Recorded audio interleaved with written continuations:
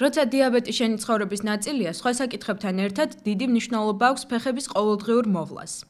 იმის გამო, რომ დიაბეტის შედეგად ხშირად ქვეითდება ტერფის მგრძნობელობა, შესაძლოა ფეხზე არსებული დაზიანება ვერ იგრძნოთ.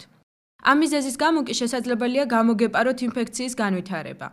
მგრძნობელობის დაქვეითების გარდა დიაბეტის დროს ხდება ტერფის არასათანადოდ სისხლმომარაგება, რაც ხელს უშლის განკურნების პროცესს. ამან შეიძლება გამოიწვიოს ფეხზე წყლულების განვითარება, რამაც შესაძლოა მიგვიყვანოს ტერფის ან ფეხის ამპუტაციამდე.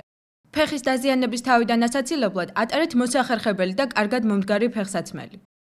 არიაროთ ფეხშველამ.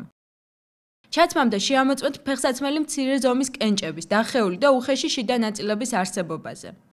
ეცადეთ არ ჩაიცვათ სანდლები, წვეტიანი ცხვირის, მაღალი ქუსლის მქონე ან პლასმასის ფეხსაცმელი.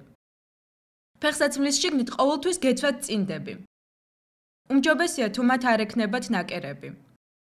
მნიშვნელოვანია ყოველ საღამოს შეამოწმოთ ფეხები გაჭრილი, ნატკენი ადგილების, წითელი ლაქების, შეშუპების ან ინფიცირებული ფეხის ფრჩხილების არსებობაზე.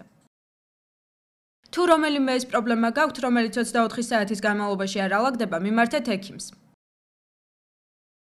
თუ ფეხის ტერფების დამოუკიდებლად დათვალიერება გიჭირთ, დაიხმარეთ სარკე.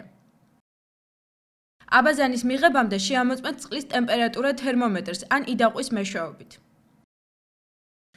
თუ გამოიყენებთ თერმომეტრს, წყლის ტემპერატურა უნდა იყოს 32-35 გრადუსი ცელსიუსით. იცოდეთ, რომ ძალიან ცხელმა წყალმა შესაძლოა კანი დაგიზიანოთ. არ ჩაალბოთ ფეხები წყალში, ვინაიდან შესაძლოა კანი გამოშრეს და შეიჭრას ინფექცია. ნაზი მოძრაობებით კარგად გაიწმინდეთ ფეხები და დაიყარეთ ტალკი, იმისათვის, რომ ფეხის კანი მშრალი იყოს. გამოიყენეთ ლოსიონი ორივე მხრიდან, რათა ფეხის კანი იყოს მუდმივად რბილი. არ წაისვათ ლოსიონი ფეხის თითებს შორის, რათა თავიდან აირიდოთ ამ ადგილებში ზედმეტი სისველე. კანის ლუოვან ნაწილსა და ფეხსაცმელს შორის ხახუნის შედეგად შესაძლებელია კოჟრებისა და მაზოლების წარმოქმნა.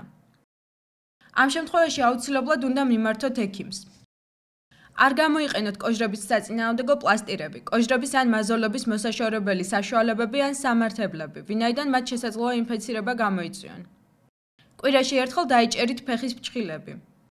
ბასრი კუთხეები მოიცილეთ ქლიბის მეშვეობით. აუცილებლად მიმართეთ ექიმს თუ კანი გაგიუხეშდებათ, გაგიყვითლდებათ ან ფრჩხილი ჩაგიბრუნდებათ.